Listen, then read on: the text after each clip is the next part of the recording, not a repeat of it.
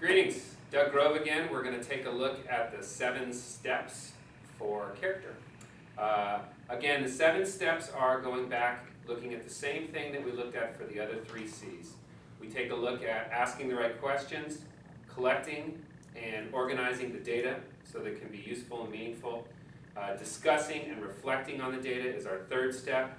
Our 4th step is that important step of setting the goals and target planning for what we're going to actually do. And then that 5th step is where we actually do it. We implement that plan and we work that plan. And then step 6 is to monitor and fine-tune our plan, kind of give ourselves a middle-of-the-road check to see where we're going and if we're going in the right direction. And then step 7 is that final step where we evaluate and, importantly, we communicate the outcomes, be them good or bad. So today we're going to take a look at a school that took a look at character, specifically in their school setting. This was a middle school.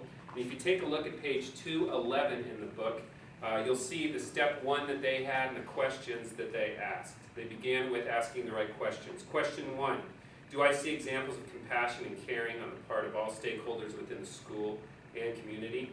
Step 2, can I see examples of good conduct or of misconduct in the school and local community on the part of all the stakeholders?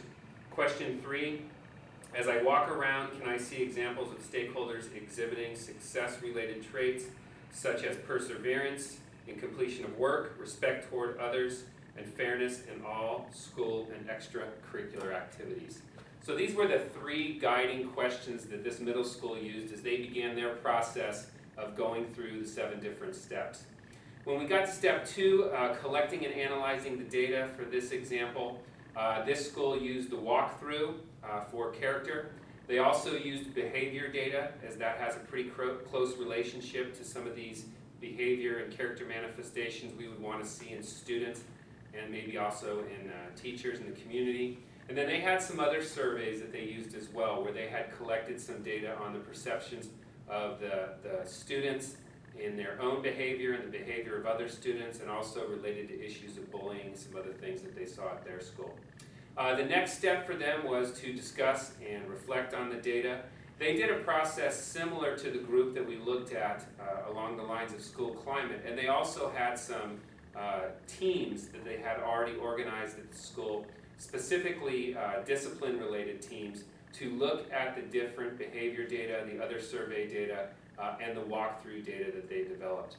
The school leader team group came back together in a larger setting, in a faculty meeting, and they had a discussion of the data that they reviewed. They took a look at some of the trends. They came up with a list of concerns. They also noted some strengths that they had seen and how the students were behaving. The next step for them took place where the school leadership team took on the responsibility of step 4. They took the data, they took the conversation, the information that was collected in step 3, and they developed a plan. This plan was rolled out at an after-school meeting. Interesting thing that this school did, which I think is a really great idea, they invited people from the community to come in. And they shared that plan with the community.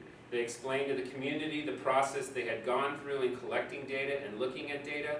They shared with the community some of the goals that they had in mind and some of the strategies and things that they were going to implement over the next year to try to accomplish these goals. It's a good idea because they could get buy-in from the community as well.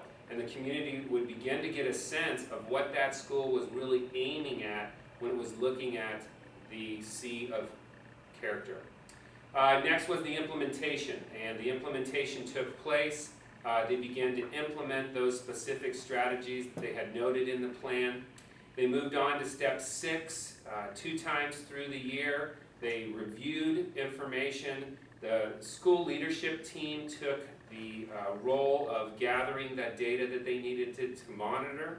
The school leadership team also took the role of having a few faculty meetings where they came back, explained, remember we did this work and we developed this plan, now we're looking at some data that we've collected in the interim, and how are we doing, and what are some of the things that are challenging us, and what are some of the concerns we have about seeing this plan be successful. So the school leadership team took that role of being the monitor, but also took the role of having those conversations about what they were implementing. Lastly, in step 7, they did evaluate again at the end of the year. They did collect the walkthrough data again. They still had some survey data that they were collecting from students, and they communicated the outcomes. Fortunately for this is another success story. The school showed great improvement. They also noticed that there were still some other things that they could improve upon. And one thing that this school specifically reflected on as well is that they had wished that in the past they had brought the community in earlier.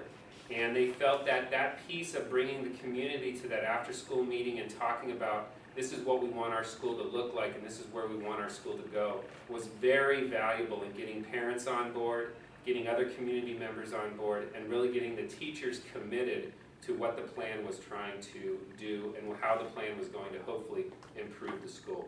So those were the 7 steps that they went through with the C of character, and these are the same 7 steps that you can go through with any of the 4 C's.